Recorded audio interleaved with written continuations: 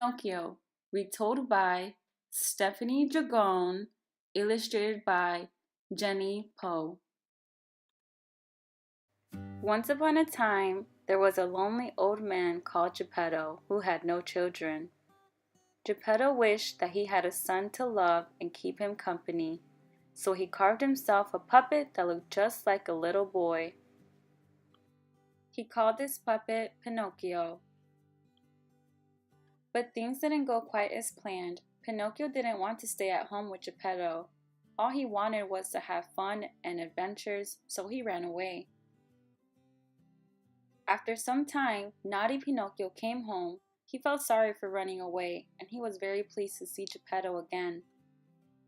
As Pinocchio ate the food that Geppetto had lovingly prepared for him, he heard a tiny voice. "Pinocchio, you must be good," said the cricket, "for every time you tell a lie or do something bad, your nose will grow." For a little while, Pinocchio was happy to be home again.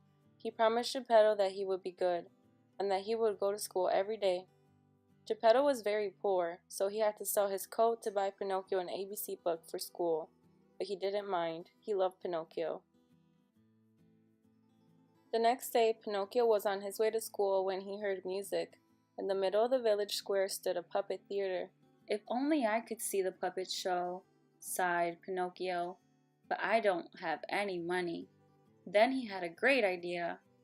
"I know," he cried, "I'll sell my ABC book." So he did, and his nose started to grow. Pinocchio got in line to buy a ticket for the puppet show. While he was waiting, a fox and a cat came up to him.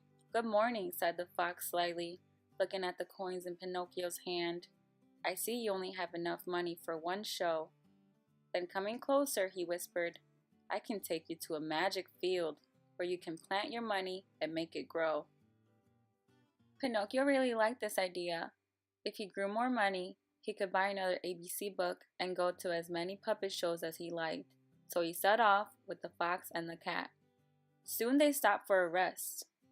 As the sleepy fox and the cat began to snore loudly, the cricket suddenly appeared again. "Don't trust them," he whispered in Pinocchio's ear. But Pinocchio took no notice, and when the fox and the cat woke up, they all set off again. After a long journey, they arrived at the magic field, and Pinocchio planted his coins. While he was waiting for them to grow, he took a little nap. But when he woke up, all he saw was an empty hole.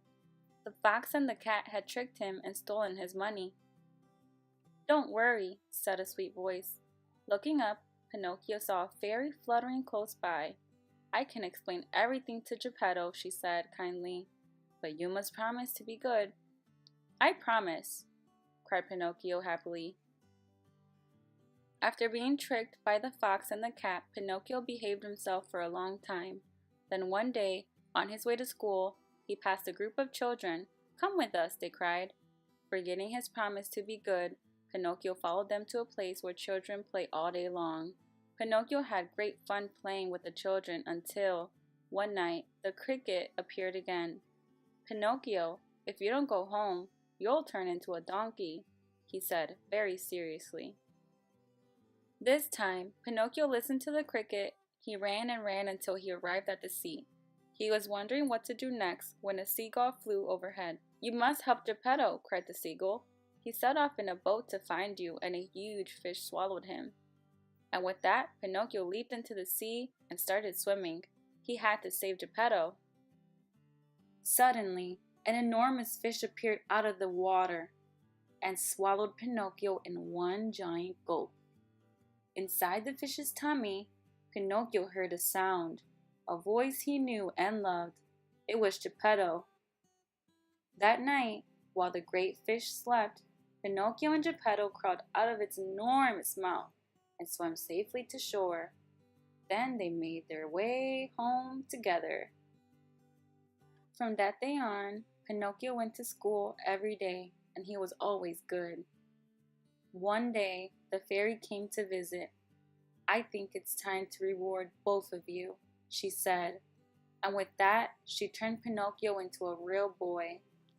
At long last, Geppetto had the son he had always wished for. The end. remember to subscribe before you guys leave so we can read more books together. See you guys next time. Bye!